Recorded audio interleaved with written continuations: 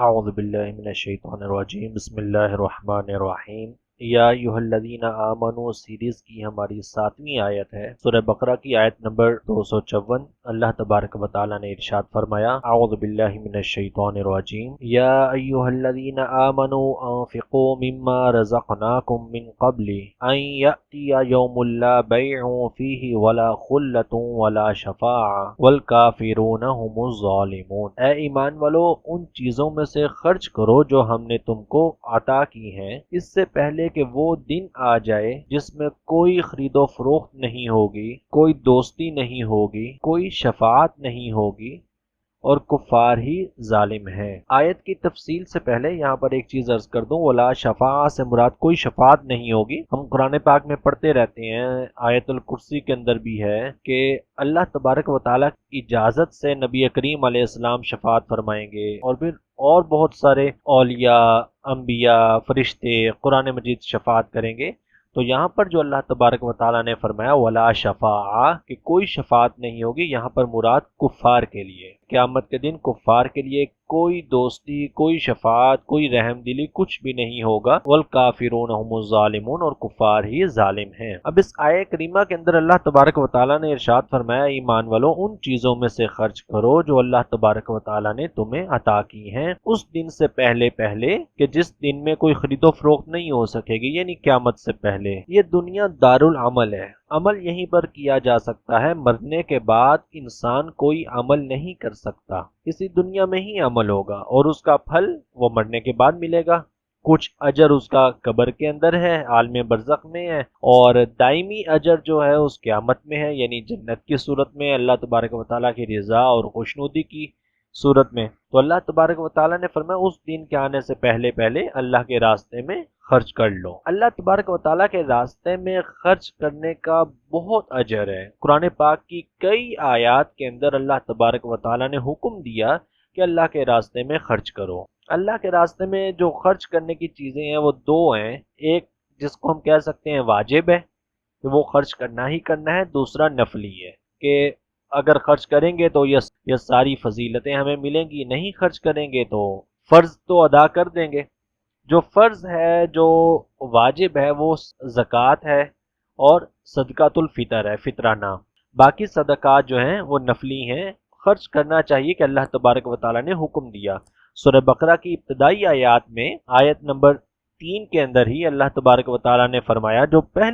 دوسری چیز اللہ تبارک و تعالیٰ نے بیان کی مومنین کی صفات میں، کہ مومن کون ہوتے ہیں۔ فرمایا الذین یؤمنون بالغیب ویقیمون الصلاۃ، وہ غیب پر ایمان لاتے ہیں، نمازوں کو قائم کرتے ہیں، ومما رزقناہم ینفقون، اور اللہ تبارک و تعالیٰ کی طرف سے انہیں جو کچھ عطا کیا جاتا ہے وہ اس میں سے اللہ تبارک و تعالیٰ کے راستے میں خرچ کرتے ہیں۔ سورہ انفال میں اللہ تبارک و تعالیٰ نے ارشاد فرمایا، وما تنفقوا من شیء فی سبیل اللہ یوفی الیکم وانتم لا تظلمون، اور اللہ کی راہ میں تم جو کچھ خرچ کرو گے اس کا تمہیں پورا اجر دیا جائے گا، تم پر کوئی ظلم نہیں کیا جائے گا۔ اور پھر اللہ تبارک و تعالیٰ نے سورۃ الحدید کے اندر جھنجھوڑا لوگوں کو، فرمایا وما لکم الا تنفقوا فی سبیل اللہ، تمہیں کیا ہو گیا کہ تم اللہ کے راستے میں خرچ نہیں کرتے۔ وللہ میراث السماوات والارض، حالانکہ آسمانوں اور زمینوں کا وارث اللہ تبارک و تعالیٰ ہی ہے، یعنی حقیقی مالک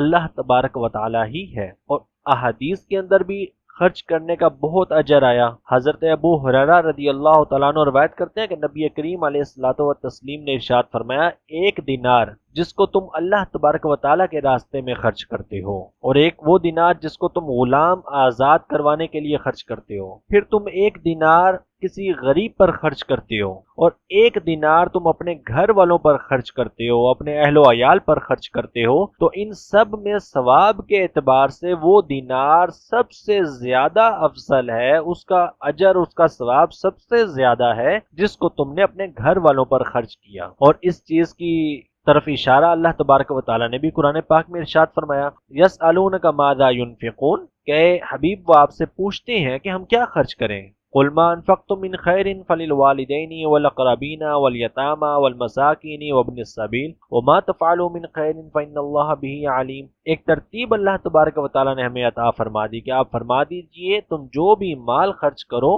تو وہ ماں باپ، قریبی رشتہ دار، یتیم، محتاج، مسافروں کا حق ہے۔ اور تم جو نیکی کرو تو بے شک اللہ تبارک و تعالیٰ اسے خوب جانتا ہے۔ یعنی پہلا خرچ کرنے کا حق جو ہے وہ ماں باپ کا ہے، ماں باپ پر خرچ کیا جائے، اپنے اہل و عیال پر خرچ کیا جائے، فیملی پر خرچ کیا جائے، پھر قریبی رشتہ داروں پر خرچ کیا جائے، اور پھر ان غریبوں پر، ان محتاجوں پر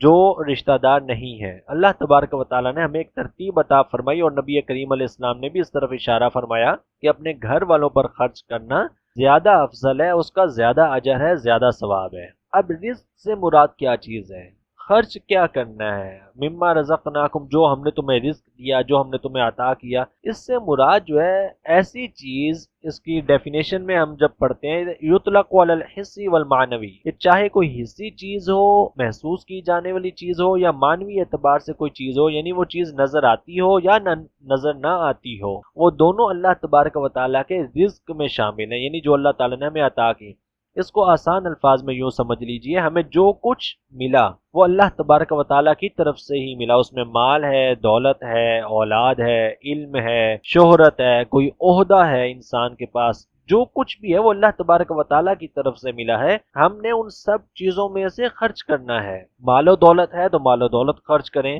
اولاد ہے تو اس کو دین کی طرف لگائیں، اللہ تبارک و تعالیٰ نے علم دیا ہے تو اس علم سے دوسروں کو فائدہ پہنچائیں، اللہ تبارک و تعالیٰ نے شہرت دی ہے تو اس شہرت کو اللہ تبارک و تعالیٰ کے بندوں کے لیے استعمال کریں، لوگوں کی مدد کریں۔ اللہ تبارک و تعالیٰ نے کوئی عہدہ عطا کیا ہے، کوئی سٹیٹس عطا کیا ہے، تو اس اپنے عہدے کے ذریعے سے اللہ تبارک و تعالیٰ کے لوگوں کی مدد کریں۔ یہ ساری چیزیں انفاق فی سبیل اللہ میں آ جاتی ہیں۔ حضرت جابر اور حضرت حذیفہ رضی اللہ تعالیٰ عنہما سے مروی ہے کہ نبی کریم علیہ السلام نے فرمایا، ہر نیک کام صدقہ ہے، کل معروف صدقۃ، ہر نیک کام صدقہ ہے۔ حتیٰ کہ نبی کریم علیہ السلام نے ارشاد فرمایا کہ تمہارا اپنے بھائی سے اچھے انداز میں پیش آنا یہ بھی نیک کام ہے اور یہ بھی صدقہ ہے، اس پر بھی اجر اور ثواب ہے۔ نبی کریم علیہ الصلوۃ والسلام نے ارشاد فرمایا کہ مسلمان کوئی درخت لگاتا ہے، کوئی کھیت بیجتا ہے، اس سے کوئی انسان یا کوئی پرندہ یا کوئی جانور فائدہ حاصل کرتا ہے، کوئی درخت لگایا، کوئی بیج دیا، کوئی پودا اگا، اس پودے سے کسی انسان کو فائدہ پہنچا، کسی پرندے کو فائدہ پہنچا کہ پرندوں نے گھونسلہ بنا لیا، انہیں خوراک مل گئی، یا کسی جانور کو فائدہ پہنچا کہ اس نے اس کو کھایا، اس کو فائدہ پہنچا، تو نبی کریم علیہ السلام نے فرمایا یہ ساری چیزیں اس کے لیے صدقہ بن جاتی ہیں۔ گویا کہ ہمیں حکم یہ ہے کہ اللہ تبارک و تعالیٰ کی طرف سے ہمیں جو کچھ بھی ملا ہے اس میں سے اللہ تبارک و تعالیٰ کی بارگاہ میں خرچ کرنا چاہیے۔ خرچ کرنے سے مراد صرف مال نہیں، مال و دولت ہے تو مال و دولت خرچ کریں، عہدہ ہے تو اپنا عہدہ لوگوں کے لیے خرچ کریں، نیت اللہ تبارک و تعالیٰ کے ساتھ اخلاص کی ہو، نیت اللہ تبارک و تعالیٰ سے اجر کی ہو، لوگوں سے معاوضے کی نیت نہ ہو۔ حضرت اسما رضی اللہ تعالیٰ عنہ بیان کرتی ہیں کہ نبی کریم علیہ الصلوۃ والسلام نے ارشاد فرمایا، بے حساب خرچ کرو، اللہ تبارک و تعالیٰ تمہیں بے حساب عطا فرمائے گا، اور اللہ تبارک و تعالیٰ کے راستے میں خرچ کرنے سے گریز نہ کرو،